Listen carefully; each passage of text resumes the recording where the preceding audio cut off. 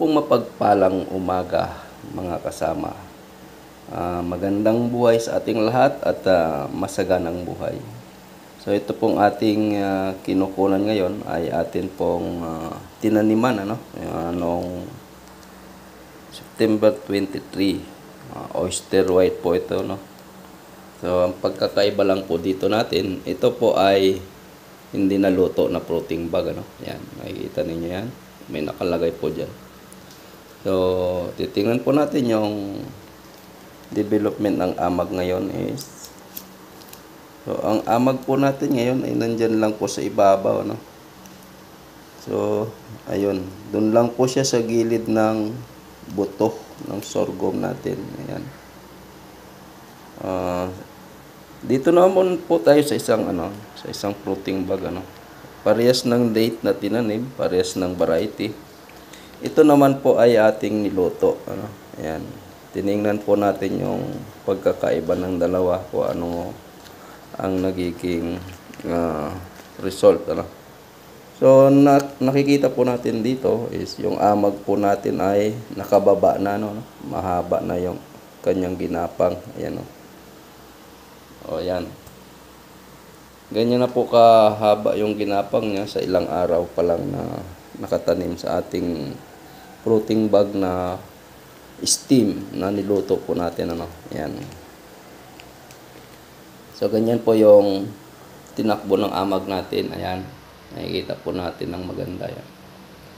So yung amag po natin is naka-penetrate na po dun sa loob ng kusot at hinapangan na niya ng maayos, ano. Ayan.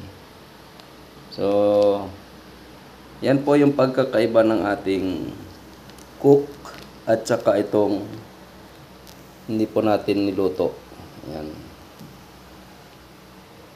So yan mga kapatid, at sa mga gustong magtanong kung ano ang pagkakaiba, ito po yung kasagutan sa mga tanong ninyo, no. Ano ba ang nagiging development sa nilutong fruiting bag at hindi nilutong fruiting bag. So yan po ang ating resulta mga kapatid. So yan. So makikita po ninyo talagang iba po ang resulta, no. Yan.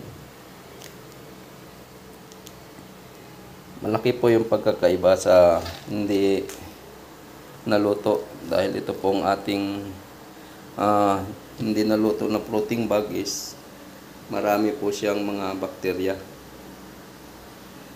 Kaya hirap yung ating amag na lumaban doon sa bakterya na nandito sa fruiting bag natin na hindi naluto. So ganyan lang po ang kanyang gapang, oh. Ayan, sa buto lang. Hindi po siya bumaba. Hindi po gaya nito na nakababa na po yung amag. Ayan na po. So ayan mga kapatid, at na-update ko po kayo, at ito po yung ating resulta ng ating ginawang experiment para sa dalawang fruiting bag, ano po. Salamat po muli, at God bless po sa ating lahat. Ingat po tayo mga kasama.